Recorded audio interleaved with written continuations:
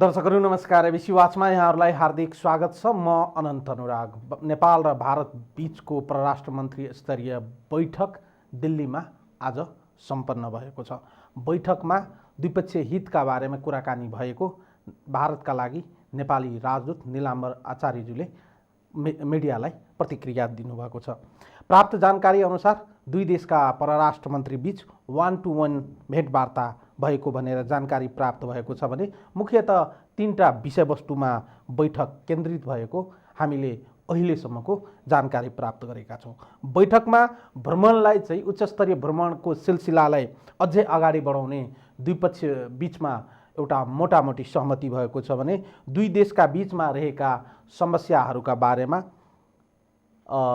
छलफल भएको बताइएको छ भने अगाडि दिशामा दुई देश बीच चाहिँ सम्बन्धलाई र सहयोगलाई दिगो राख्नको लागि निरन्तरता दिने बताइएको छ।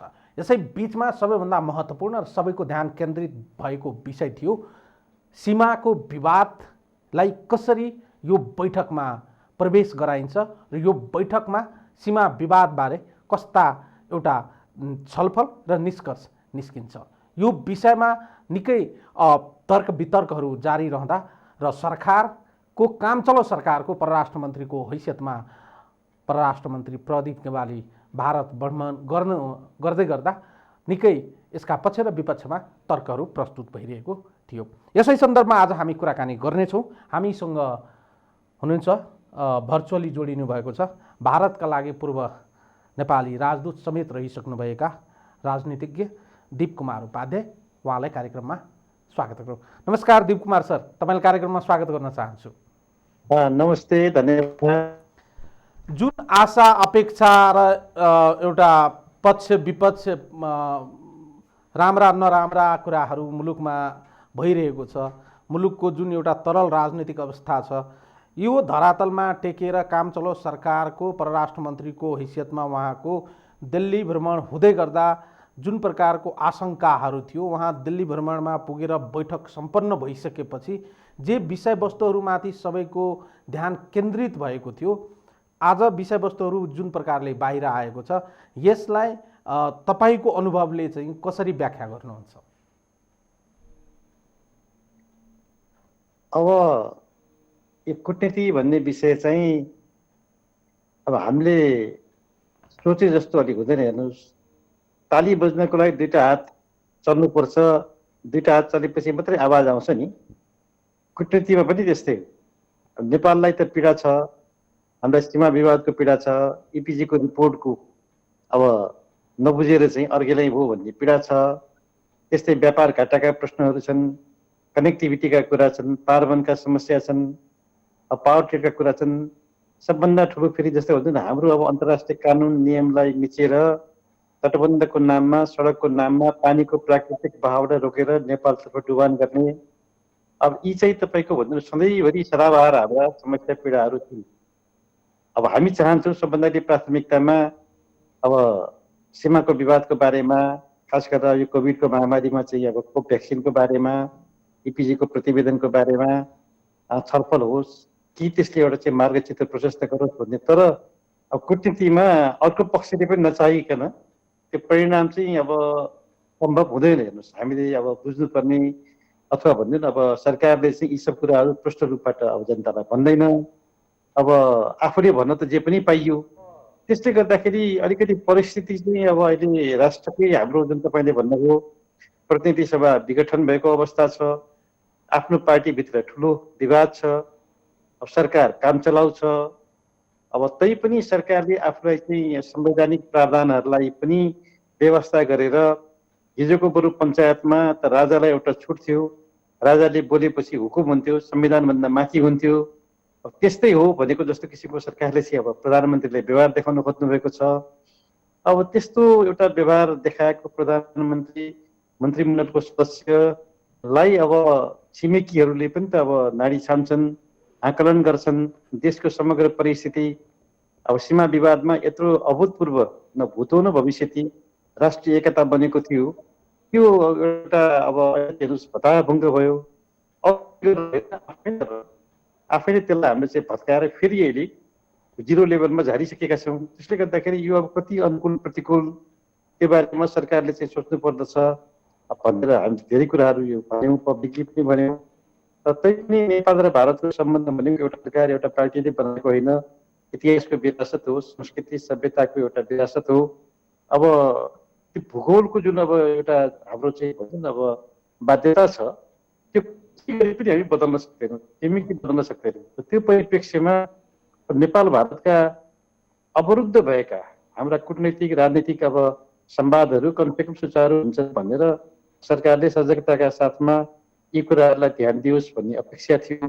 तर तपाईँले भन्नुभयो, म पनि अलिकति आधिकारिक रूपबाट यसको चाहिँ अब पुष्टि गर्न खोजिरहेको छु कि वास्तवमा अब नेपालले के प्रस्तुत गर्यो र भारतले त्यसमा कसरी प्रस्तुत भयो भन्ने कुराहरू चाहिँ हामीले आधिकारिक रूपबाट बुझ्नु पर्दछ। राष्ट्रको बारेमा परराष्ट्र नीतिलाई पारदर्शी बनाउने, सुरक्षा नीतिलाई पारदर्शी बनाउने र राष्ट्रिय एउटा भावनासँग जोडेर त्यो जगमा सरकार हिँड्दाखेरि राष्ट्रको तपाईँको ओज हुन्छ, गरिमा हुन्छ, त्यस्तो आज नहुनुमा चाहिँ हामी नै दोषी छौँ।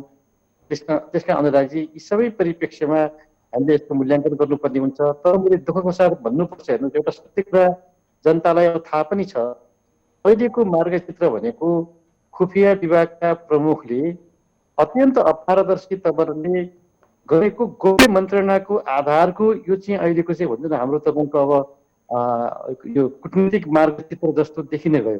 त्यसले गर्दाखेरि अब नेपालमा आपसमा मतान्तर भएको, मतभेद रहेको, तरल अवस्था रहेको बेलामा अब सबै राष्ट्रहरूले, सबै भन्नु न तपाईँको मित्र राष्ट्रले आफ्नो आफ्नो स्वार्थ अलिकति बढी सिद्ध गर्न खोज्ने त्यो स्वाभाविक कुरा हो। त्यसले गर्दाखेरि अब हामी अलिकति बारेमा चाहिँ बडा कससली ध्यानपूर्वक के कुराहरू भएका छन्, के कुराहरू चाहिँ परिणाम कसरी आउँछ भन्ने बारेमा अपेक्षा चाहिँ गर्दैछु।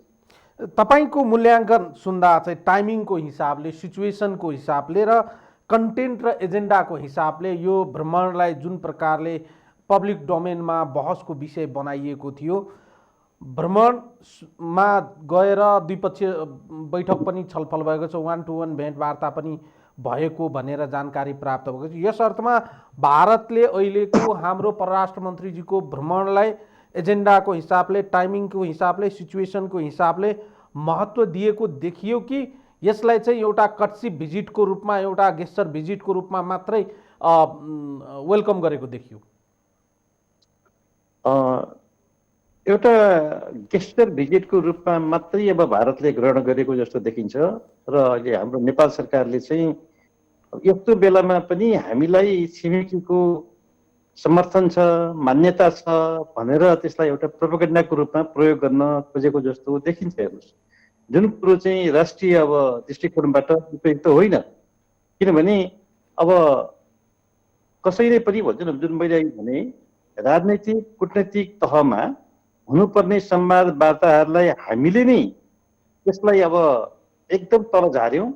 त्यो खुफिया तपाईँको तन्त्रमा अब हामीले झार्यौँ। हेर्नुहोस्, त्यहाँ न राजनीतिक अब न कूटनीतिक मर्यादा कुरा रह्यो, त्यो कसले अरूलाई दोष दिनु मिल्दैन, हामीले नै गऱ्यौँ। हामीले अब उनीहरूलाई आमन्त्रण नगरिकन त्यसरी रातिको समयमा भेट्छु भएर नभनिकन त कोही आउन सक्दैन थियो। त्यो सुरुवात हामीले गऱ्यौँ। त्यसले गर्दाखेरि अत्यन्त हेर्नुहोस्, अहिले वास्तवमा नेपालको चाहिँ अब जुन अब एक किसिमले जुन मैले खुफिया मार्गचित्रमा आधारित भने नि, अब आउने दिनहरू चाहिँ झन् कष्टकर हुन सक्छ।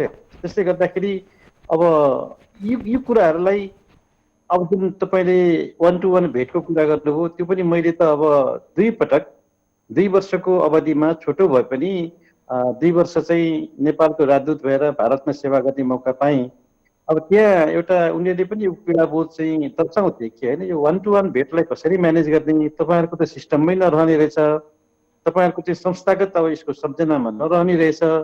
एउटासँग 1-to-1 कुरा गर्यो, अब पहिले त फेरि अस्थिरता थियो, सरकारहरू फेरिराख्ने, मन्त्रीहरू फेरिराख्ने, अब अर्को आउँदाखेरि कुरै अर्कै हुने, त्यसको चाहिँ निरन्तरता नहुने र तपाईँहरूको चाहिँ परराष्ट्र मन्त्रालयमा त्यसको चाहिँ कुनै आधिकारिक रेकर्ड पनि नहुने, न आफ्नो पार्टीसँग न परराष्ट्र मन्त्रालयमा भन्न पनि नपर्ने, त्यो कसरी यसलाई मिलाउने भन्ने चिन्ताहरू उनीहरूले व्यक्त गर्थे।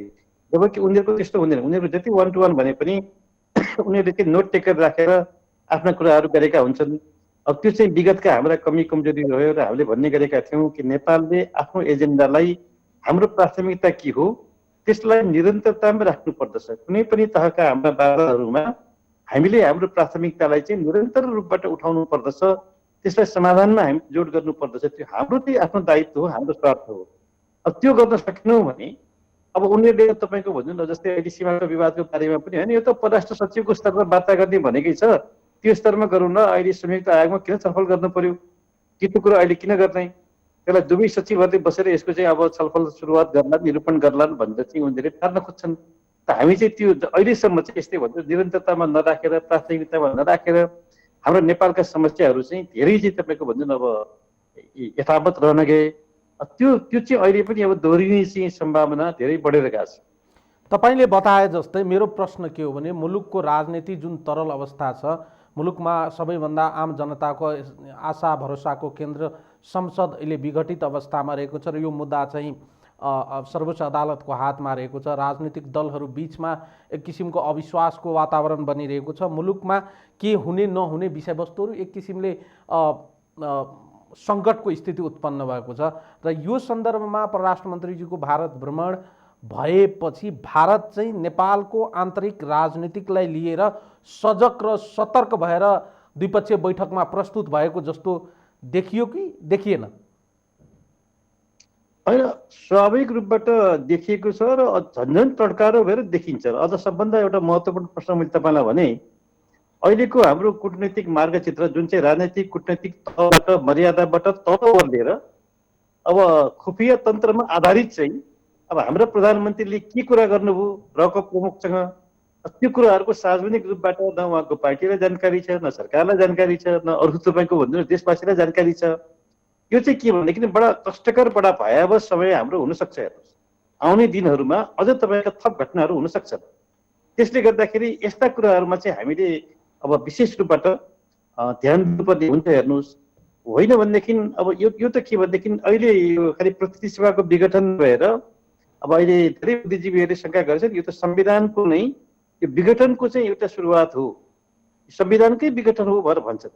यदि त्यो हो भनेदेखि त अरू थप एक्सनहरू हुँदै जान्छन्। हेर्नुहोस्, त्यसले गर्दाखेरि यसको बारेमा सम्पूर्ण देशले अहिले चिन्ता व्यक्त गरेको प्रश्न चाहिँ त्यहाँ हो। होइन भनेदेखि यदि भन्नु न प्रधानमन्त्रीको अब 64% बहुमतको कुरा गर्ने हो, उहाँले आफ्नो फ्लोर टेस्ट गरेको, आफ्नो संसदीय दलमा विश्वास प्राप्त गरेको, संसदको बैठक बोलाएर विश्वास प्राप्त गरेको भए यही कुरा सहमतिबाट निरूपण हुन सक्थ्यो होला। त्यो त केही पनि भएन। त एकचोटि अब पाएको बहुमतलाई आफूले गुमाइसकेको अवसरलाई पनि उहाँले पटक्कै ध्यान दिनु भएन। आफ्नो अहम तुष्टिको लागि, आफ्नो तपाईँको एउटा भन्नु न अब दम्बको चाहिँ प्रदर्शनको लागि त्यसलाई उहाँले दुरुपयोग गर्नुभयो। यस्तै घटना हेर्नुहोस्, अब पात्र समय अब फेरिएको छ।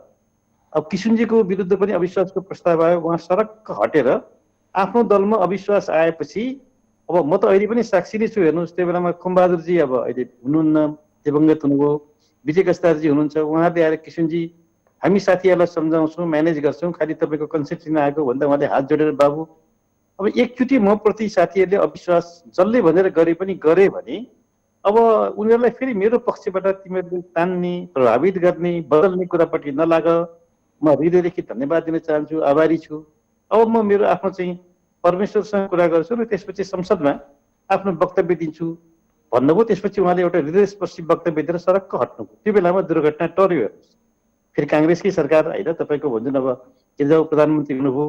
अब त्यो काङ्ग्रेसले कति गर्यो कस्तो गर्यो त्यो छुट्टै विश्लेषणको विषय होला, तर दुर्घटना टर्यो। त्यस्तै अहिले दुर्घटना टर्न सक्थ्यो। त्यस कारण यो अहिलेको दुर्घटना भनेको साधारणतया प्रतिनिधि सभाको विघटन मात्रै नभएर यो अहिलेको संविधानलाई नै विघटन गर्ने, संविधानलाई नै अब तपाईँको असफल बनाउने एउटा जुन अब अहिले विश्व राजनीतिको चाहिँ तरङ्ग छ, त्यसबाट नेपाल पनि अछुतो छैन।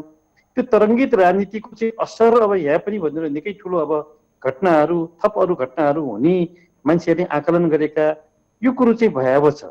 यो बारेमा जसरी पनि जुन एउटा राष्ट्रिय एकता बनेको थियो, राष्ट्रिय एउटा सबैको चाहिँ एउटा आवाज बनेको थियो सीमाको विवादको विषयलाई लिएर, त्यही जगमा सरकार टेकेर राष्ट्रलाई डोराउनु पर्ने ठाउँमा आफ्नो अहम, आफ्नो दम्बको एउटा तपाईँको तुष्टिको लागि चाहिँ जुन एउटा गैर संवैधानिक यो कदम भयो, यो चाहिँ हेर्नुहोस् अब विश्लेषकहरूले यसको राम्रो विश्लेषण गरेका छन्। अब तैपनि अब बुझ्ने मान्छेहरूले पटक्कै अब बुझ पचाएर आफ्नो किसिमबाट निर्वाचन आयोगलाई, सर्वोच्च अदालतलाई पनि प्रभावित गर्ने, तर्साउने, यहाँसम्म कि निर्देशित गर्ने किसिमको प्रयासहरू चाहिँ लोकतन्त्रमा अत्यन्त घातक कुराहरू हुन् अङ्कल। अब यसरी हेर्दा यसको सिलसिलालाई अलिकति फरक तरिकाले हेर्दा ठिक होला। केही दिन अगाडि प्रधानमन्त्रीज्यू भारतीय 2 टेलिभिजनलाई अन्तर्वार्ता दिनुहुन्छ, द्विपक्षीय सम्बन्धका बारेमा, त्रिपक्षीय सम्बन्धका बारेमा, सीमा विवादका बारेमा, दुई देश बीचमा रहेका केही अन्तर र विवादका बारेमा एक तरिकाको आफ्नो अडान प्रस्तुत गर्नुहुन्छ र देशभित्र सीमाको विषय समाधान गर्नेतर्फ सरकार केन्द्रित भएको जस्तो एउटा भान पारिन्छ।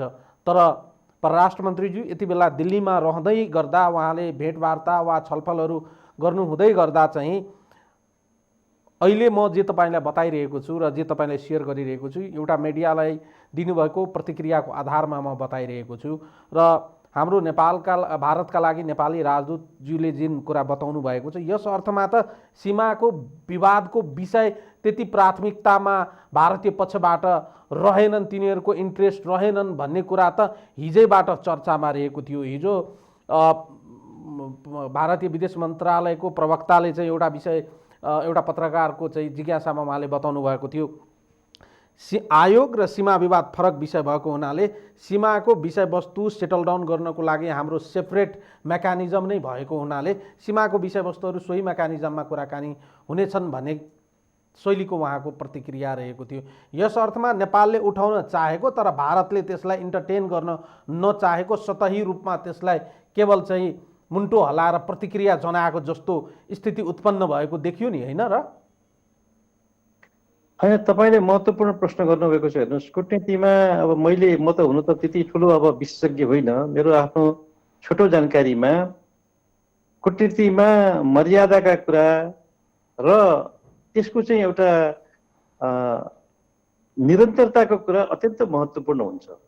तर अब हाम्रो प्रधानमन्त्रीजीले अब कहिले मित्र राष्ट्र भारत नै मेरो चाहिँ विरुद्धमा लाग्यो, मलाई हटाउन थाल्यो, दूतावास लाग्यो, भारतीय सरकार लाग्यो भनेर चाहिँ आफैले यानिखेरि पब्लिकली भन्ने, अनि एकपछि अर्का विवादास्पद वक्तव्यहरू पनि दिने, अनि हुँदा हुँदा त्यसैको चाहिँ प्रतिक्रिया सुरु भारतको जुन तपाईँले अब यो न्युज च्यानलको कुरा गर्नुभयो, जी न्युजले चाहिँ अत्यन्त सुन्दाखेरि पनि त्यो अत्यन्त अमर्यादित हिसाबबाट व्यक्तिगत चारित्रिक लाञ्छना लगाएर नेपाल स्थित एउटा हाम्रो मित्र राष्ट्रको कूटनीतिज्ञ र प्रधानमन्त्रीजीलाई जोडेर चाहिँ जुन समाचारहरू आयो र पछि त्यसलाई चाहिँ क्षमा पनि मागे।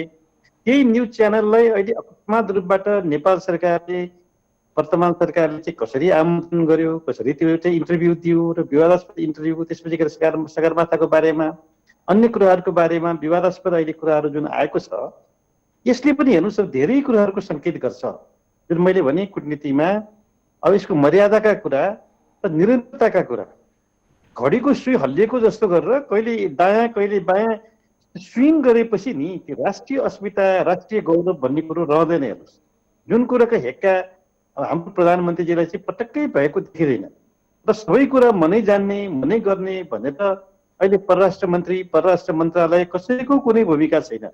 अहिले त वान म्यान सो जस्तो अब जुन मैले भने रका प्रमुखले आएर गोप्य के मन्त्रणा गरे, त्यो मन्त्रणाको आधारको मार्गचित्रमा अब अहिले देश चाहिँ अगाडि बढाउन खोजेको देखिन्छ। तर त्यसलाई अर्को पक्षले मित्र राष्ट्र भारतले पनि जबसम्म त्यसमा चाहिँ एउटा आफ्नो चाहिँ स्वीकारोक्ति देखाउँदैन, त्यसमा पहल गर्दैन, तबसम्म परिणाम देखिन्न। तबसम्म दुईटा हात नचलिकन ताली बज्दैन भनेर मैले भने परिणाम देखिनलाई त भारतको पनि सहयोग चाहिन्छ।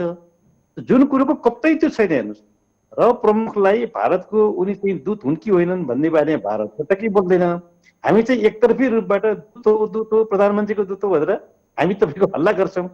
अब यसमा नेपालमा चाहिँ प्रोपोगन्डा गर्छौँ, आफ्ना विरोधीहरूलाई चाहिँ मुखभरिको जवाब दिन्छौँ, दिन सकिएला, मुखले बोल्न सकिएला, तर कुटनीतिमा यो अत्यन्त घातक हुन्छ। यस किसिमको जुन अब तपाईँको एउटा जुन स्विङ्गिङ भन्छ नि, कहिले दायाँ कहिले बायाँ हल्लने, पटक्कै जिम्मेवारी नलिने, आफूले बोलेको कुराको चाहिँ आफैले चाहिँ मर्यादा ख्याल नगर्ने, यस किसिमको प्रवृत्तिले गर्दाखेरि एउटा राष्ट्रिय प्रशासनको पात्र भइन्छ भन्ने कुराको हेक्का नराख्ने, यसले गर्दाखेरि आउँदा दिनहरूमा चाहिँ अलिकति हेर्नु अझ हामीलाई चाहिँ सङ्कट बढ्न सक्छ।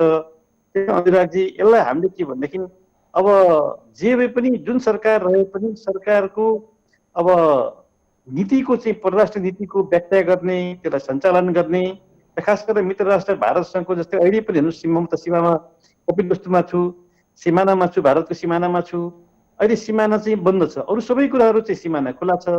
तस्करहरूको लागि पनि अहिले तपाईँको भनिदिनु एकदम स्वर्ग नै छ। तर जनताहरूले चाहिँ दुःख पाएका छन्, किसानहरूले भनिदिनु तपाईँको मल खुवाउँदैनन्, कुनै किसिमको तपाईँको भनिदिनु अब समस्याको चाहिँ समाधान हुँदैन। यस्तो पीडाको बेलामा पनि अनावश्यक रूपबाट किन सीमा विवाद यो सीमा चाहिँ बन्द गरेको भन्ने कुरा प्रश्नको जवाब सरकारसँग छैन। न्यूनतम यस्ता कुराहरूलाई समाधान गर्ने र नेपालको जुन नेपालीहरूको जुन पीडा छ, हाम्रो सीमा विवादको बारेमा राष्ट्रिय एकता, राष्ट्रिय एउटा तपाईँको भन्छ हाम्रो चाहिँ एउटा सोच विचारमा आधारित सरकारले चाहिँ आफ्नो अडान, आफ्नो दृष्टि पुर्याउनु पर्नेमा त्यसमा पनि कूटनैतिक परिपक्वता नदेखेकै कारणले गर्दाखेरि भारतले चाहिँ फेरि यसलाई अलिकति अब आफ्नो कूटनैतिक चातुर्यता अनुसारले, आफ्नो स्वार्थ अनुसारले उनीहरूले यसबाट चाहिँ अहिले फेरि भन्छ पन्छाउने त्यो स्वाभाविक कुरा हो। पन्छाउन खोज्नु त्यो स्वाभाविक हो, उनीहरूको हिसाबले स्वाभाविक हो। तर हामीले यसको तयारी गर्नुपर्ने, राष्ट्रभित्र तयारी गर्नुपर्ने, कूटनीतिक तयारी गर्नुपर्ने र यो हाम्रो दुईटा परराष्ट्र मन्त्रीको संयुक्त आयोगको बैठकभन्दा अगाडि जुन तयारी बैठकहरूमा पर्याप्त गृह कार्य गरेर त्यसमा उनीहरूलाई पनि त्यो एजेन्डामा प्रवेश गर्न बाध्य पार्नुपर्ने त्यो कूटनैतिक चातुर्यता, त्यो परिपक्वता, त्यो चाहिँ अनुभवको चाहिँ अलिकति भन्नु अब कमी नै हेर्नुहोस्। हाम्रो प्रयासको राजनीतिक इच्छा शक्तिको अथवा हाम्रो तपाईँको त्यो अलिकति ओजको, हाम्रो गरिमाको कमी हो। राष्ट्रको आजको चाहिँ जुन अवस्था छ, तरल अवस्थाको हामीले कुरा गऱ्यौँ, त्यसले गर्दाखेरि पनि त्यसमा चाहिँ सरकारलाई पटक्कै सहयोग नपुगेको हुनसक्छ। तपाईँले महत्त्वपूर्ण कुरा उठान गर्नुभयो। अघि तपाईँले एउटा जुन रको चिफको नेपाल आगमनसँगै सुरु भएको अहिलेको यो डेभलपमेन्टहरूलाई हेर्दा नेपाल र भारत बीच देखिएका केही विवादित विषयहरूमा पछिल्लो समय जुन प्रकारले द्विपक्षीय रूपबाट खास गरिकन भारतबाट निकै सचिव स्तरीय भिजिटहरू भएको देखियो। यस अर्थमा अहिलेको यो दुई देशको बीचमा ब्रेक थ्रुको इनिसिएसन चाहिँ भारतले गरेको हो कि नेपालले गरेको? अनि त्यो त हेर्नुहोस्, अब दुवैले गरेको भन्नुपर्छ। किनभने हामीले मात्रै धेरै चाह्यौँ नि, हामीले तपाईँको कूटनैतिक प्रतिवादहरू, कूटनैतिक नोट पठायौँ, होइन डिप्लोमेटिक नोट पठायौँ, प्रतिवाद गऱ्यौँ।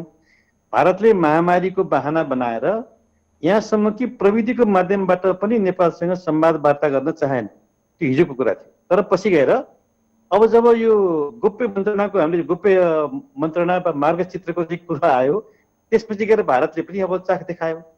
यसमा चाहिँ के भनेदेखि अब कूटनीति भनेको त एउटा हेर्नुहोस् अब कौशल हो, चातुर्यता हो, हामीले परिणाम देखाउने हो। राष्ट्रले त परिणाम चाहन्छ। हाम्रा भन्नु न अब धेरै किसिमका तपाईँको भन्नु न अब यो उखान टुक्का बोली वचन अरूलाई चाहिँ घोषपेच गर्न सकिएला, तर राष्ट्रलाई परिणाम दिने बारेमा चाहिँ हामी पटक्कै अगाडि बढ्न नसकेको चाहिँ अनुभव आज त्यसलाई भएको छ।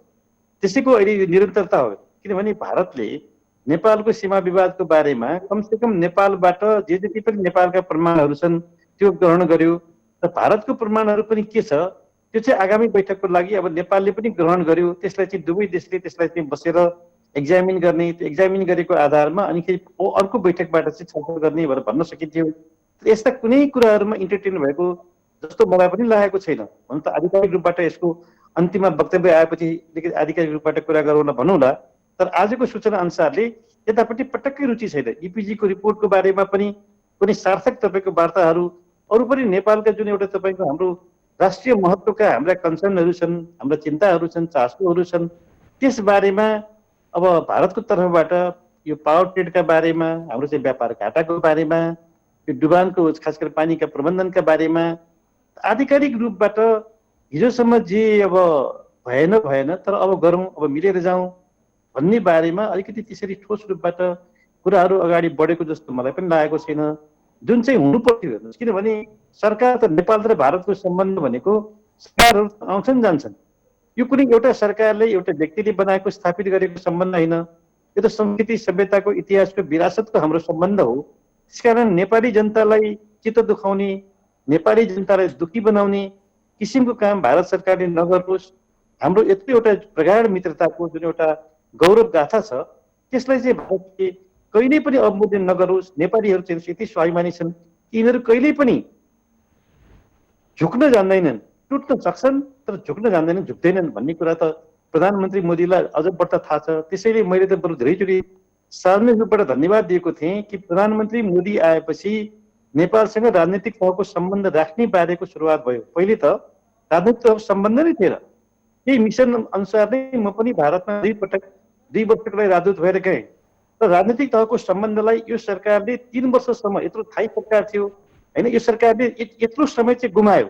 खालि एक अर्कालाई अनावश्यक रूपबाट घोषपेच गर्ने, अनावश्यक टिका टिप्पणी गर्ने, त्यसैमा समय बितायो। त्यसले गर्दाखेरि समय झन्झन हेर्नुहोस् परिस्थिति र हाम्रो चाहिँ सम्बन्ध बिग्रिन गएको थियो। कमसेकम मैले संवाद सुरु हुँदाखेरि पनि एउटा राम्रो आधार, राम्रो जग बसाउनु पर्नेमा अब त्यस्तो चाहिँ अलिकति कता कता फेरि के कमजोरी भएको छ, हामी यो बारेमा चाहिँ अलिकति थप अनुसन्धानहरू गर्नुपर्ने छ बुझ्दैछु। अर्को महत्त्वपूर्ण विषय उठान गर्नु, राजनीतिक रूपमा देश कमजोर भएको अवस्था र सरकारको नेतृत्व गरिरहेका नेतृत्वकर्ताले आन्तरिक रूपमा देशभित्र एउटा बलियो स्थिति उत्पन्न गराउन नसकेको वा तयारी नगरेको, औपचारिक रूपमा संसद नभए पनि दलहरू बीचमा बसेर बृहत्तर रूपमा छलफल गरेर आफू भारत भ्रमणमा जाँदै गरेको के विषयलाई उठाउँदा त्यसमा राजनीतिक दलहरूको भनाइ के हो वा समर्थन वा असहमति के हो सम्मको पनि गतिविधि गर्न नसकिएको अवस्थामा छिमेकीले पनि हेर्ने दृष्टिकोण र ट्रिट गर्ने शैलीमा परिवर्तन आउँदो रहेछ, फरकपना महसुस गर्नु पर्दो रहेछ भन्ने कुरा त रिजल्टको कुरा गर्दा, परिणामको कुरा गर्दा त प्रष्ट रूपमा देख्न पायौँ नि हामी। अवश्य हेर्नुहोस्, हामी जति आन्तरिक रूपबाट अब बलियो हुन्छौँ, खास गरेर परराष्ट्र नीतिको बारेमा, सुरक्षा नीतिको बारेमा अब त्यति नै हेर्नुहोस् अब हामीले परिणाम दिन सक्छौँ। किनभनेदेखि कुनै पनि अब मित्र राष्ट्रले, चाहे छिमेकी होस् चाहे अरू राष्ट्र होस्, उसले आफ्नो स्वार्थलाई नै प्रमुखता दिएको हुन्छ, प्राथमिकता दिएको हुन्छ। त्यो हामीले बुझ्नु पर्दछ। हामी उनीहरूलाई दोष दिन्छौँ। आफूले भन्छन् हामीले नेपाल त सार्वभौम सत्ता सम्पन्न अब मुलुक हौँ, हामीले नबोलाएसम्म कोही आउन सक्दैनन्, हामीले भेट नदिएसम्म कोही भेट्न सक्दैनन्। अब हामी चाहिँ के भनेदेखि सबै काम आफै गर्छौँ, आमन्त्रण गर्छौँ, भेट दिन्छौँ, अपारदर्शी तरिकाले कुरा गर्छौँ, कोड अफ कन्डक्ट आचार संहितालाई हामी नै उल्लङ्घन गर्छौँ र अनि के भन्छौँ, लो अब त विदेशीले प्रभाव पारे हामीलाई चाहिँ फुटाउन खोजी, हामी फुट्न थाल्यौँ, लौ न मिलाइदियो भनेर मिलाउन थाले। यो कुरा हेर्नुहोस्, यो के भनेदेखि यो चाहिँ अत्यन्त अहिले राष्ट्रलाई चाहिँ यो पीडाबोध भएको छ। प्रविधिको जमाना छ, हात हातमा सबै हाम्रो चाहिँ भन्नु अब सबैको एउटा प्रविधि छ, मोबाइलहरू छन्, सूचनाहरू तुरन्त उनीहरूले चाहिँ पाउँछन्। यसरी एउटा नेपालीहरूको विश्वमा निकै ठुलो क्रेडिट छ अनुरागजी। नेपालीहरू इमान्दार छन्, मेहनती छन्, अत्यन्त भन्छन् इनोभेटिभ, यिनीहरू चाहिँ अब सृजनशील छन्। अब तैपनि आफ्नो देशमा चाहिँ यिनीहरूले किन गर्न सक्दैनन्? यत्रो संविधान सभाले संविधान बनायो होइन, त्यसपछि गएर बडा मुस्किलले संविधान सभाले संविधान बनायो, निर्वाचन भयो र एउटा बलियो सरकार आएर पनि 3 वर्ष सरकार चल्दाखेरि पनि यसले चाहिँ एउटा फेरि सार्थक परिणाम दिने बाटोमा नगएर आफ्नै घरलाई चाहिँ व्यवस्थित गर्न सकेन। हिजो जे पीडा नेपालले भोग्यो, आज खालि पात्र परिवर्तन भएको छ, समय परिवर्तन भएको छ, घटना त्यही दोहोरिएको छ। तैपनि यिनीहरू पाठ सिक्दैन। किन हो नेपालमा स्थिर सरकार किन रहन सक्दैन? के लोकतन्त्रको कमजोरी हो भन्ने समग्र प्रश्न उठेको छ। हेर्नुहोस्, जुन कुरो नि अब हामीले नैतिकता, मूल्य, मान्यता, आदर्शलाई अलिकति हामी स्खलित गर्दै लगेर यो परिणामहरू चाहिँ हामीले हेर्नुहोस् पटक पटक चाहिँ दुष्परिणाम भोग्नु परेको जस्तो मलाई लाग्छ। त्यसकारण आजको यो परिस्थितिमा हेर्नुहोस्, सबैले भन्छन् नि अब यो नेपालमा चाहिँ कसरी स्थायी सरकार हुने त? यत्रो बलियो सरकारमा पनि भन्नु आफ्नो घर म्यानेज गर्न सक्दैनन् अनि अरूलाई दोष दिने। तपाईँ हाम्रा सबैका हामी पनि भन्नु आफ्नो घर परिवार छ, सानो ठुलो, त्यसलाई म्यानेज गर्ने त हाम्रो तपाईँको आफ्नो आफ्नो जिम्मेवारी हो नि। अनि जिम्मेवारी नगर्ने, खालि अरूलाई दोष दिने। लौ मेरो त छिमेकीले मेरो घरमा प्रवेश गर्यो, मेरो नातेदारले प्रवेश गरे, यिनीहरूले मेरो घर भाँडे भनेर सुख पाइन्छ। यस्ता किसिमको तर्क गरेर हेर्नुहोस् बस्ने अवस्था छैन। नेताहरूले चाहिँ अब जो अब दिवंगत भए ती त अब दिवंगत भए। बचेका नेताहरूले 46 सालदेखिको परिवर्तनपछि 30 सालको पञ्चायत भनेर हामीले गाली गर्थ्यौँ। अब 46 सालको परिवर्तनपछि पनि फेरि अर्को 30 वर्ष बितिसक्यो। हामी जति पनि यसको साक्षी किनाराका प्रमाण बुझेका मानिसहरू छौँ, सबैले म भनेर आफ्नो आफ्नो कुनै कमजोरी गल्तीहरूलाई त्रुटिहरूलाई महसुस गरेर राष्ट्रलाई चाहिँ हामीले चाहिँ अब कमसेकम एउटा भन्छौँ आजको सङ्कटबाट निकास दिनुपर्ने ठाउँमा यसरी हामी दलदलमा फस्दैछौँ। मलाई बडा चिन्ता लागेको छ। र यो अहिलेको चाहिँ खास गरेर भन्छौँ प्रधानमन्त्रीजीको दम्ब, उहाँको चाहिँ एउटा भन्छौँ अब अत्यन्त गैर जिम्मेवार, अलोकतान्त्रिक कदमले गर्दाखेरि थप सङ्कटमा अँध्यारो सुरुङमा चाहिँ देशलाई चाहिँ लग्ने पुर्याउने किसिमको चाहिँ यो खालि प्रतिनिधि सभाको विघटन नभएर मैले भनिसकेँ यो संविधानमाथि एउटा कुठाराघात हो। अब म त्यो विषयमा आउँछु तपाईँसँग, म त्यही तपाईसँग विषयमा आउन चाहिरहेको थिएँ। प्रधानमन्त्रीजीले केही दिन अगाडि भारतीय टेलिभिजन सङ्घको अन्तर्वार्तामा एउटा दीर्घकालीन र महत्त्वपूर्ण खुलासा गर्नुभएको छ। नेपाल र भारत बीच लामो समयदेखि केही विवादित विषयहरू रहेका छन्, केही दीर्घकालीन, केही अल्पकालीन। उहाँले ठोकुवा र दाबी गर्नुभएको छ वर्ष 2021 नेपाल र भारत बीच समस्या रहित वर्षको रूपमा हुने दाबी गर्नुभएको छ। यो दाबी हेर्दा त वर्ष 2021 त निकै महत्त्वपूर्ण वर्ष नेपाल र भारतको सम्बन्धको दृष्टिकोणले आयामले हेर्दा हुने अपेक्षा र एउटा सङ्केत देखा परेको हो नि, तर त्यसको धरातल चाहिँ हेर्दा त त्यस्तो हुने सुरुवात र लक्षणहरू देखा परेन। अब हेर्नुहोस्, भन्न बोल्न त पाइयो होइन, त्यो अब प्रधानमन्त्रीलाई त विशेष अब अधिकार छुट्टै छ कार्यकारी प्रमुखलाई। तर हामीले जुन पटक पटक चर्चा गऱ्यौँ, खुफिया विभागका प्रमुखसँगको गोप्य मन्त्रणाको आधारमा बनाइएको राजनीतिक मार्गचित्रले अब त्यो परिणाम दिन्छ कि दिँदैन त्यो कल्पना गरियो। तर त्यो पटक्कै सम्भव हुने चाहिँ मलाई चाहिँ विश्वास छैन। मानिसहरूले होइन, एक्चुअली अझै पनि हेर्नु त अब भन्न सक्लान्, भन्लान् केही व्यक्तिहरूले, उहाँका चाहिँ अत्यन्त अब प्रशंसकहरूले, तर त्यसको आधारै गलत छ। जब पारदर्शी हामीले चाहिँ कूटनीतिक माध्यम गर्दैनौँ, हाम्रो परराष्ट्र नीतिलाई पारदर्शी हिसाबबाट सम्पूर्ण देशवासीको भावनालाई समेटेर हामी सञ्चालन गर्दैनौँ भनेदेखि दुर्घटना नै निम्त्याउने हो। यसमा हेर्नुहोस्, पटक्कै हामी भ्रममा नबसे हुन्छ। तपाईँले यसरी भनिसकेपछि तर देशभित्र एक किसिमको चुनावको घोषणा भएको अवस्थामा र चुनावलाई नै वा निर्वाचनलाई जनताको मतदान गर्ने शैलीलाई नै म्यानिपुलेट गर्ने तरिकाले पुनः चाहिँ मभन्दा उत्तम नेतृत्व हुन सक्दैनन् भन्ने जुन प्रकारको बुझाइ छ, यसले त नेपाल भारत बीच सम्बन्धको जुन एउटा नयाँपना देख्न पाइन्छ भन्ने अपेक्षा छ, त्यो पुरा नहुने स्थिति हो। होइन, हेर्नुहोस् न, जुन मैले हामीले एउटा गोप्य मन्त्रणा मार्गचित्र दर्शकहरू हामी कुराकानी गर्दैछौँ। हजुर हजुर हजुर हजुर हजुर पाएपछि अब फेरि म निर्वाचन पनि जितेर आउँछु, मै जित्छु, त्यसपछि गएर सबै बाँकी काम पनि गर्छु भन्ने किसिमको अभिष्ट त्यसमा लुकेको देखिन्छ। यी सबै कुराहरू चाहिँ हेर्नुहोस्, अब बोल्न पाइयो, भन्न पाइयो, गैर जिम्मेवार तरिकाले प्रस्तुत हुन पाइयो, तर अन्तिम निर्णय गर्ने त जनता नै हुन् नि। जनताले यी सब कुराहरू चाहिँ हेर्नुहोस्, अहिले प्रविधिको जमानाको मैले कुरा गरेँ, सबै सुसूचित भएका छन्।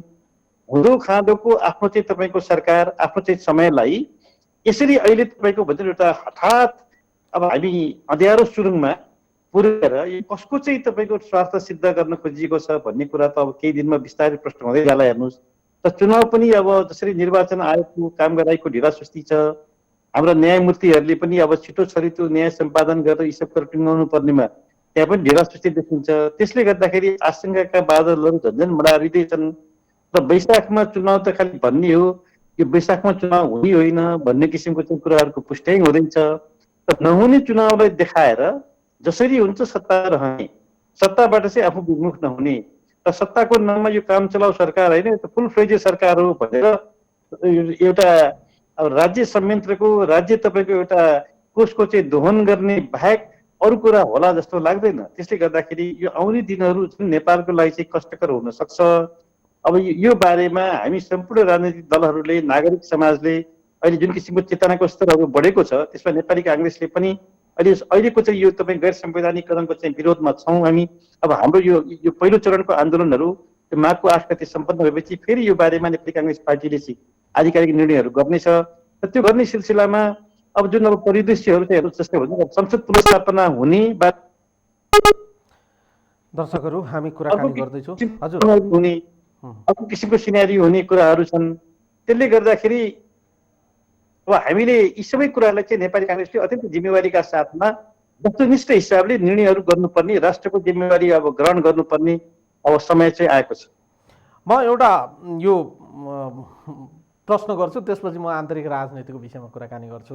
उहाँले अस्ति दिनुभएको भारतीय टेलिभिजन सङ्घको अन्तर्वार्तामा एउटा अर्को महत्त्वपूर्ण र निकै चाहिँ सबैको ध्यान केन्द्रित हुने प्रश्नको रहस्य उद्घाटन गर्नुभयो। उहाँले के भन्नुभयो भने नेपाल भारत र चीन बिचमा रहेको छ, टु जायन्टको बिचमा चाहिँ केही विवादहरू रहेका छन्।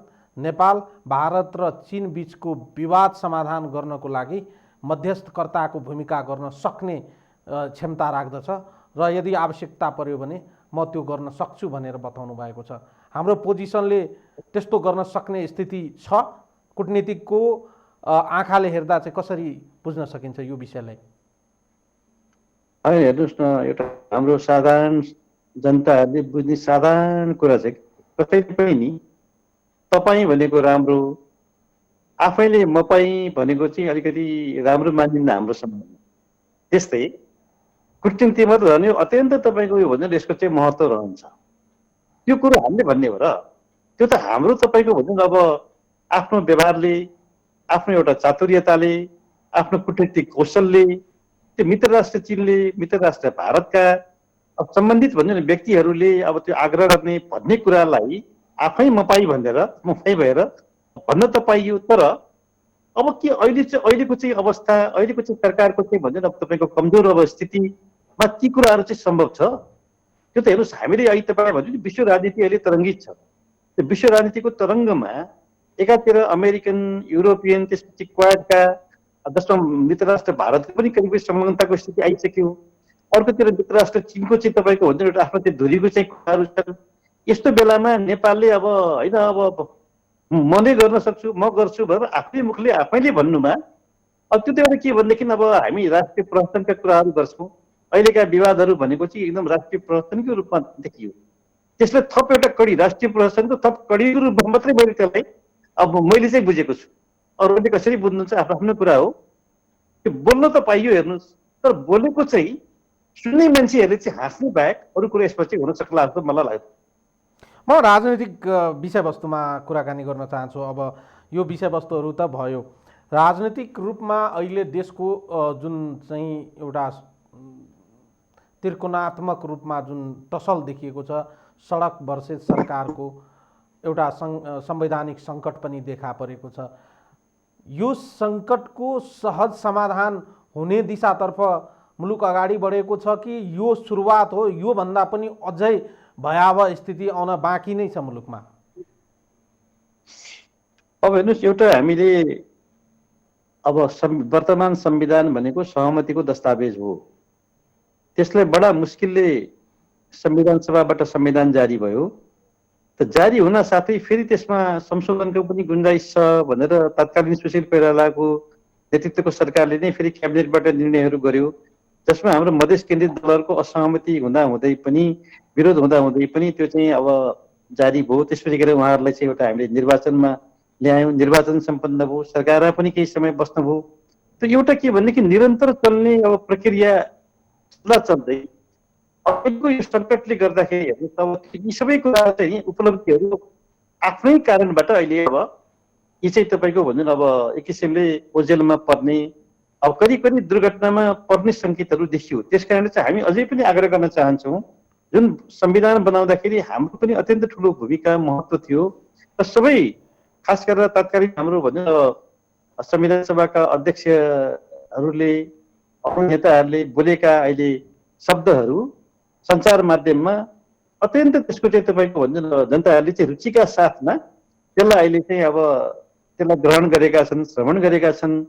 त मानिसले हेर्नुहोस्, आफूले बोलेको कुरालाई आफैले ओन नगर्ने, आफैले त्यसलाई चाहिँ भन्नु अब आज चाहिँ पब्लिकली त्यसलाई चाहिँ डिफेन्ड गर्न नसक्ने, संविधानमा कुनै धारा अहिले धेरैचोटि नेपालमा अस्थिरता भयो हामीले प्रावधान गरेका 2 वर्षसम्म अविश्वास राख्न नपाउने र प्रधानमन्त्रीले कुनै पनि लहरमा आफ्नो चाहिँ एक समयको बहुमतलाई सधैँभरि उसले चाहिँ नाङ्गो तरबारको रूपमा चाहिँ विघटन गर्न नपाउने राखेको प्रावधानलाई अहिले चाहिँ अब खुला रूपबाट त्यसको चाहिँ तपाईँको दुरुपयोग भएको छ। संवैधानिक धाराहरू हामी देख्दैनौँ, तर पनि हामी यसको बारेमा चाहिँ अब सम्मानित सर्वोच्च अदालतबाट त्यसको चाहिँ एउटा निरूपण व्याख्या अपेक्षा गर्छौँ। र यदि संसद पुनर्स्थापना भयो भने यति विघ्न दुर्घटना नहोला। हेर्नुहोस्, फेरि बाँकी समय हामीले अलिकति चाँडै कहिले चुनाव गर्ने, कुन किसिमको चुनावी सरकार बनाउने, सहमतिमा जाने बारेमा नेताहरूको ध्यान पुग्न सक्छ।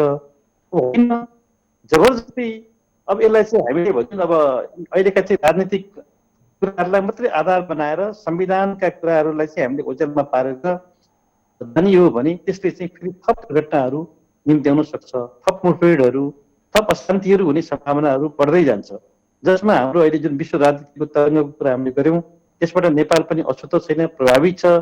त्यो प्रभावले गर्दाखेरि हामी चाहिँ थप हात हुन सक्छौँ। यो कुराहरूको बारेमा समयको ध्यान जानु पर्यो। हाम्रा राजनीतिक स्वार्थहरू आफ्ना चाहिँ तपाईँको भन्छ अब व्यक्तिगत रूपबाट आफ्ना पार्टीगत समूहगत स्वार्थ भन्दा पनि राष्ट्रिय स्वार्थलाई सर्वोपरि मानेर अब जे जति क्षति हुनुभयो अब न्यून क्षतिमा कसरी निकास निकाल्न सकिन्छ भन्ने बारेमा सोच पुर्याउन सक्यो भने क्षति कम होला। होइन भने आउने दिनमा हेर्नुहोस् अझ ठुला अब दुर्घटनाहरू क्षतिहरू हुने सम्भावनाहरू टटकारो देखिन्छ। तपाईँ आम जनताको एङ्गलबाट हेर्दा वा राजनीतिक दृष्टिकोणबाट हेर्दा व्यक्तिहरूको बुझाइ, राजनीतिक दलहरूको बुझाइ र आम जनताले कसलाई सही मान्ने कसलाई गलत मान्ने दिशामा स्थितिमा अहिले चाहिँ उभिएको देखिन्छ।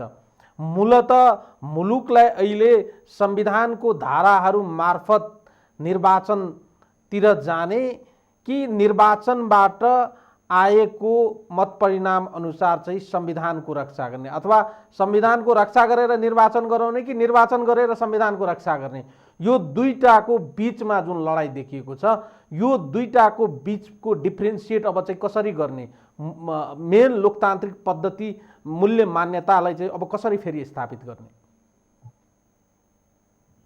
अब लोकतन्त्रमा नैतिकता, मूल्य, मान्यता, आदर्शको ठुलो महत्त्व हुन्छ। हेर्नुहोस् त्यो भएन भने लोकतन्त्र चल्नै सक्दैन। नैतिकता बेगरको लोकतन्त्र चल्नै सक्दैन। नेपालको दुर्भाग्य चाहिँ त्यही हो। हेर्नुहोस् हामीले नि अब त्यसमा चाहिँ निरन्तर स्खलनतर्फ नै हामी छौँ। हामीले मुख्य अब जहाँ गल्ती गऱ्यौँ हामीले नैतिक मूल्य, मान्यता, आदर्श भन्ने कुरा त अब गर्ने बेला हुन थाल्यो। त्यसको लागि हामी पनि जिम्मेवार छौँ होला। नै कालखण्डमा मैले भने हामीले इतिहासबाट पाठ सिक्न सकेनौँ। जे हिजो गल्ती भयो त्यही गल्ती आज फेरि समयले हामीबाट गराउँदैछ। यो कुरामा हामीले समयमै ध्यान दिन सकेनौँ भने हामीले यो आदर्श, मूल्य, मान्यता, नैतिकता, इमान हेर्नुहोस् कागजमा संविधानमा जति कुरा थिए पनि लागू गर्ने व्यक्ति ठिक भएनन् भने, उनीहरूको सोच स्पष्ट भएन भने राष्ट्रप्रतिको इमान्दारी, राष्ट्रको तपाईँको एउटा हामीले भन्छौँ नि आर्थिक सामाजिक रूपान्तरणका कुराहरू, समृद्धिका कुराहरू जति पनि भाषण गर्न सकिन्छ, तर व्यवहारमा हामी आफ्नो चाहिँ राष्ट्रिय बजेटलाई खर्च गर्ने क्षमतामा वृद्धि गर्न सक्दैनौँ। जुनसुकै सरकार भए पनि त्यो भनेको हेर्नुहोस् ठुलो यक्ष प्रश्न हो। हाम्रो एउटा फेलियरको, नेपालले यत्रो प्रकृतिको सुन्दर वरदान देश हो, हामीले सबभन्दा आज विश्वमा सबभन्दा तपाईँको भन्नु न प्रुभन रिसोर्स के हो भन्यो भनेदेखि हाम्रो चाहिँ ह्युमन रिसोर्स भन्छ। हाम्रो पाखुरा नै सबभन्दा भरपर्दो बलियो रिसोर्स हो, तर त्यसको उपयोग गर्न नसकेर हामी परावलम्बी बनेर विदेशमा सबैलाई चाहिँ भन्नु न गाह्रो कामहरू गर्न पठाएर उनीहरूले त्यसरी गाह्रो कामबाट पठाएको। दर्शकहरू, हामी कुराकानी गर्दैछौँ भारतका लागि पूर्व राजदूत राजनीतिज्ञ दीप कुमार उपाध्यायजीसँग। हामी उहाँसँग भर्चुअली जोडिएर कुराकानी गरिरहेका छौँ। उहाँसँग हाम्रो संवाद जारी रहेको छ। प्लिज त्यसलाई ख्याल गर्न सकेनौँ भने हजुर हजुर त्यसलाई ख्याल गर्न सकेनौँ भने हेर्नुहोस् छन् हामी चाहिँ परावलम्बी हाम्रो चाहिँ एउटा अर्थतन्त्र, हाम्रो चाहिँ देशको चाहिँ राजनीतिक परिवेशबाट हामी मुक्त हुन सक्दैनौँ। यी सब कुराहरूको बारेमा चाहिँ राष्ट्रिय चिन्तनको आवश्यकता छ। हेर्नुहोस् त्यसमा सुधारको आवश्यकता छ। त्यो बारेमा चाहिँ त्यति बिघ्न ध्यान पुगेको मैले देखिरहेको छैन। खालि एकले अर्कालाई दोषारोपण गर्ने। अब अहिले जनताहरूमा चाहिँ त्यही कन्फ्युजन छ। सबैको देखियो तर पनि हामी जहाँको त्यहीँ, हाम्रो समस्या जहाँको त्यहीँ भएर भन्ने छ। त लोकतन्त्रमा हामीले आवधिक निर्वाचन सबभन्दा ठुलो कुरो हो। यदि अब माओवादीहरूको सशस्त्र द्वन्द्वको समस्या नआउँदो हो भनेदेखि अवश्य नै नेपाली काङ्ग्रेसले आजभन्दा राम्रो के स्थिति ल्याउँथ्यो होला। तर त्यो आउन नसक्नु, माओवादी सशस्त्र द्वन्द्व जन्ममा हाम्रा पनि के कमजोरी होला। अहिले पनि हेर्नुहोस् हामीले कमसेकम एउटा शान्ति सुव्यवस्थाको स्थितिबाट नै राजनीतिलाई हामीले हाम्रो कन्ट्रोलमा राख्ने कि नराख्ने भन्ने चाहिँ यक्ष प्रश्न छ। हेर्नुहोस् यदि अहिले हामीले फेरि अझै पनि जुन किसिमको अहिले अब गैर संवैधानिक कदमहरू चालेका छौँ त्यसलाई निरन्तरता दिने हो, त्यही दम्बमा अगाडि बढ्ने हो भने अब उनी थप दुर्घटनाहरूले चाहिँ झन्झन समस्याहरू जटिल बनाउँदै लान्छ। नेपाली कङ्ग्रेसको आँखाबाट हेर्दा नेपाली कङ्ग्रेस यो संविधान जारी गर्ने प्रमुख नेतृत्वकर्ता दल हो। नेपाली कङ्ग्रेसकै नेतृत्वमा यो संविधान जारी भएको, नेपाली कङ्ग्रेसले निकै जोडबल गरेर यो संविधान हामी आम नेपाली जनताको माझमा ल्याउन सफल भएको देखिन्छ। यस अर्थमा यो संविधानलाई जोगाउने, यो संविधानलाई रक्षा गर्ने दायित्व पनि नेपाली कङ्ग्रेसको हो। तर नेपाली कङ्ग्रेस चाहिँ यति बेला यो विषयवस्तुको निराकरणको लागि, मुलुकलाई यो दलदलबाट बाहिर निकाल्नको लागि नेतृत्वदायी भूमिका खेल्ने कि झन् धमिलो पानीमा धेरै सिट आउँछ भनेर निर्वाचनकै माध्यमबाट पुनः मुलुकलाई चाहिँ अर्को अन्योलको दिशातर्फ अगाडि बढाउने? होइन, हेर्नुहोस् न, अब खैर अब नेपाली काङ्ग्रेसले आधिकारिक निर्णय नहुँदासम्म त व्यक्तिका आफ्ना विचारहरू नै हुने। हेर्नुहोस्, अब निर्वाचन भएन भाग लिनु हो, निर्वाचन हुने कुरामा नै अझ आशंका छ। त्यसकारण हामीले के भने निर्वाचनलाई सुनिश्चित गर्नु पर्यो, सबैको विश्वास पनि अब सरकार बन्नु पर्यो। अहिलेको स्थितिमा निर्वाचन यो सरकारले गराउँछ भन्ने कुरामा त न निर्वाचन आयोगको हामी तयारी पुग्छ, न अरू तपाईँको भन्नु अब हामीले चाहिँ अब जुन गर्नुपर्ने एउटा अब पार्टीहरूको तयारी हो त्यो चाहिँ हुन सक्ने अवस्था देखिराखेका छौँ। त्यसले गर्दा हामी लोकतान्त्रिक पार्टी भएको नाताले हामी जनताका अब निर्वाचनमा जाने, आवधिक निर्वाचनमा जाने, जनताको निर्णय स्वीकार हुने कुरामा हाम्रो मतान्तर छैन। हेर्नुहोस्, सैद्धान्तिक रूपबाट हामी त्यसमा सहमत छौँ, तर निर्वाचन हुन त पर्यो। निर्वाचन भएन गर्ने हो, होइन भने सत्ताको लोभमा नेपाली काङ्ग्रेस पार्टीले चाहिँ निर्णय गरेर जबसम्म अहिले मैले तपाईँलाई भने आधिकारिक रूपबाट अहिलेको नेकपाको सरकारी पक्षको विवादको पनि निरूपण भएको छैन। जबसम्म निरूपण हुँदैन तबसम्म कसलाई कसरी कुन रूपबाट हामीले चाहिँ हेर्ने भन्ने बारेमा हाम्रा अब सैद्धान्तिक सोचहरू त होलान्, तर व्यावहारिक निर्णय चाहिँ सम्भव छैन। त्यसको लागि पनि समयले अब हामीले चाहिँ अब प्रतीक्षा गर्नै पर्नेछ। सर्वोच्च अदालतको निर्णय नआएसम्म, निर्वाचन आयोगको चाहिँ निर्णय नहुँदाखेरिसम्म कल्पनाको आधारमा केही कुराहरू गरिहाल्न सक्ने अवस्थाहरू चाहिँ छैन। त्यसले गर्दाखेरि यसमा हतार छैन। तर तपाईँले भनेको जस्तो नेपाली काङ्ग्रेस पार्टीको नैतिक जिम्मेवारी छ। पहिलो संविधान सभाले संविधान बनाउन नसकेपछि दोस्रो संविधान सभाले त्यो पनि नेपाली काङ्ग्रेसकै नेतृत्वमा जुन मैले नैतिकताको कुरा गर्ने, आदर्शको कुरा गरेँ, मूल्य मान्यताको कुरा गर्ने, विश्वको एउटा समर्थनको, विश्वको एउटा चाहिँ तपाईँको हुन्छ न विश्वासको चाहिँ कुरा गरेँ विश्व समुदायको, त्यसमा चाहिँ नेपाली काङ्ग्रेसकै एउटा तपाईँको अग्रसत्तामा अब संविधान सभाले संविधान बनायो, निर्वाचन सम्पन्न भयो। तर त्यो निर्वाचनमा नेपाली काङ्ग्रेस पराजित भएको नाताले गर्दाखेरि हामी प्रतिपक्षमा छौँ। यी सब कुराहरूलाई हामीले हृदयङ्गम गरेर स्वीकारेर अब आफ्ना कमी कमजोरी गल्तीहरूलाई पनि हामीले स्वीकारेर अब गल्ती गर्दैनौँ, काङ्ग्रेसले गल्ती गर्दैन भन्ने कुराको चाहिँ नयाँ सोच विचारका साथमा काङ्ग्रेस जनमानसमा जानुपर्दछ। त जनताहरूले पनि हेर्नुहोस्, काङ्ग्रेसको समयमा लोकतान्त्रिक पार्टी हो, केही कमी कमजोरी भयो होला, तर आजको जस्तो हेर्नुहोस् हामीले संविधानमा अब समाजवाद उन्मुख भनेका छौँ। अब कम्युनिस्ट सरकारले हिजो काङ्ग्रेसले जति पनि समाजवादका कुरा आज गर्न सकेन। आज मान्छेहरू हेर्नुहोस्, न्यूनतम स्वास्थ्य उपचार, शिक्षाका कुराहरू जति काङ्ग्रेसले गरेको पनि आज चाहिँ दिन सकिरहेको छैन, बजेट खर्च गर्न सकिरहेको छैन। यस किसिमको तपाईँको एउटा के भने नामको चाहिँ अब सर्वहाराको सरकार, गरिबको सरकार भन्ने, तर गरिबहरूले कतै कुनै किसिमको हेर्नुहोस् आज सम्पूर्ण किसान, मजदुर, अब श्रमजीवी सबै तपाईँको आज उत्पीडित छन्, किन छन्। यसले गर्दाखेरि यो कुराहरू हेर्नुहोस् समाजको रूपान्तरणमा, परिवर्तनमा अवश्य हेर्नुहोस् सबैले चाहिँ ध्यान दिने कुराहरू हुन्।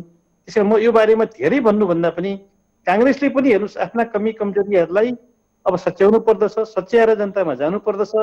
र जनताको एकचोटि विश्वास जितेर हामीले दिगो रूपबाट सबैको तपाईँको एउटा के भन्दाखेरि अन्तर्राष्ट्रिय सद्भावका साथमा विकासलाई अगाडि लाने हो। आजको जमाना हेर्नुहोस् सारा विश्व नै एउटा गाउँ जस्तो छ, एउटा ग्लोबल भिलेज भइसकेको छ।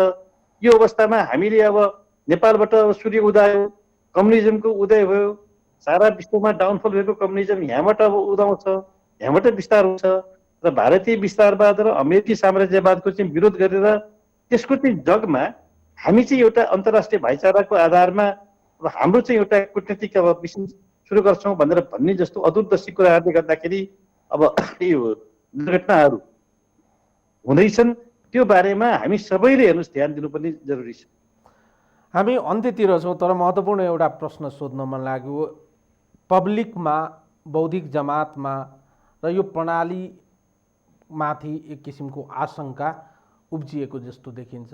कतिपयले यतिसम्म पनि भन्न सकेको देखिन्छ भने अब यो प्रणाली टिक्दैन, अब मुलुकमा पुनः एक किसिमको नयाँ द्वन्द्वको थालनी भएको छ। यस अर्थमा हेर्दा अहिले संविधानका केही धारा उपधाराहरूलाई उल्लङ्घन भएको देखिन्छ, तर यसको पछाडिको दृश्यहरूलाई अध्ययन गर्दा, अनुसन्धान गर्दा र जुन प्रकारले शक्तिहरू सल्बलाएको देखिन्छ, कतै यो प्रणालीमाथि नै खतराको घन्टी बजेको हो कि भन्ने जुन डर, त्रास र आशंका छ, त्यस्तो स्थितिको आकलन गर्न सक्ने स्थिति छ। अब हेर्नुहोस्, अब अन्तिममा निर्णायक त जनता नै हुन्। अब जनताहरूमा बिस्तारै निराशा बढ्दैछ। अहिले हामी जुन किसिमको सडकमा विरोधको स्वरहरू सुन्छौँ, त्यो त्यसै होइन। हेर्नुहोस्, त्यो थुप्रिँदा बल्ल अलिकति विस्फोट हुने हो, त्यो निस्कने हो। त्यो क्रममा यो असन्तोषको जुन एउटा ज्वार भाटा छ, त्यसलाई अब सरकारले मात्रै पनि म भन्दिनँ, सबै राजनीतिक पार्टीहरूले पनि यसलाई चाहिँ मनन गर्नुपर्ने छ। हेर्नुहोस्, हामीले नि अब सैद्धान्तिक कुरा मात्रै गर्नुभन्दा पनि व्यावहारिक रूपबाट परिणाम दिन सक्ने किसिमका चाहिँ कुराहरूमा ध्यान नदिने हो भने बिस्तारै जनमत त हामी गुमाउँदै जान्छौँ। हिजो आखिर हेर्नुहोस्, जनता त यिनै हुन्। कहिल्यै भन्दैन कुन पार्टीलाई सत्तामा पुर्याउने, जिताउने यिनै जनता हुन् नि। त्यसमा हामीले कसैले पनि जनतालाई चाहिँ टेकन फर ग्रान्टेडको रूपमा लिएर यो त मेरै हुन्, जसरी प्रधानमन्त्रीजीले चाहिँ दम्बका साथ भन्नुहुन्छ नि 64% बहुमत मेरो थियो, त्यसैले मैले जे गरेँ त्यो ठिक गरेँ, अब भोलि पनि अब मै जनमतमा चाहिँ फेरि अगाडि आउँछु, चुनाव जित्छु भनेर भन्नुहुन्छ नि, भन्न त पाइयो। तर यो परिणामको बारेमा चाहिँ हेर्नुहोस्, अहिले यसरी हामीले अब राष्ट्रमा जुन किसिमको अहिले मान्छेहरूमा चाहिँ एउटा पीडा छ, एउटा भन्छ नि अब के गरे हुन्छ भन्ने चाहिँ ठुलो हेर्नुहोस् एउटा एक प्रश्न छ। एकदमै सर्टमा उत्तरको अपेक्षा गरे। न्यून क्षतिमा मुलुकलाई पुनः कसरी ट्र्याकमा ल्याउने? अब त्यो हेर्नुहोस्, अब संसद पुनर्स्थापना यदि संविधान अनुसार संविधानलाई हामीले ट्र्याकमा राख्न सकियो भनेदेखि अब एउटा त्यो बाटो हो। तर त्यसमा पनि फेरि अब थप चाहिँ तपाईँको अब भन्छ न विकृतिहरू, विसङ्गतिहरू बन्न सक्छ। अब मान्छेहरू चाहिँ भन्छन् यो पार्टी त्यो पार्टी सरकार अस्थिर हुन सक्दछ, हिजोकै खेलहरू सुरु हुन सक्छन्। त्यसबाट चाहिँ जोगाउने हो भनेदेखि छिटो त्यसपछि गएर चुनाव, एउटा विश्वासको चाहिँ वातावरणमा चुनाव गराउने र चुनावबाट निरूपण गर्ने र दलहरूले चाहिँ कहाँ गल्ती भयो भन्ने कुराहरूलाई चाहिँ आत्मस्वीकृति सहित जनतामा जानुपर्ने आजको आवश्यकता छ। हस्त, धन्यवाद दिप सर, समय र संवादको लागि। यसरी जोडिएर हामीसँग आफ्ना विचारहरू आदान प्रदान गर्नुभयो, यसको लागि म धन्यवाद दिन चाहन्छु। र प्रविधिको माध्यमबाट आज फेरि के आफ्ना विचारहरू राख्ने मौका तपाईँले दिनुभयो। म अलिकति हतारमा थिएँ, तर पनि हतार गरेर यो संवाद सम्भव भयो। एकपटक पुनः तपाईँलाई, तपाईँको लोकप्रिय च्यानललाई र सम्पूर्ण आदरणीय दर्शक महानुभावहरूलाई धन्यवाद दिन चाहन्छु। धन्यवाद। दर्शकहरू, उहाँ हुनुहुन्थ्यो भारतका लागि पूर्व राजदूत, राजनीतिज्ञ दीप कुमार उपाध्याय। आजको लागि यो संवाद यति नै। सम्पूर्ण युनिट लगायत मैले पनि बिदा दिनुहोस्।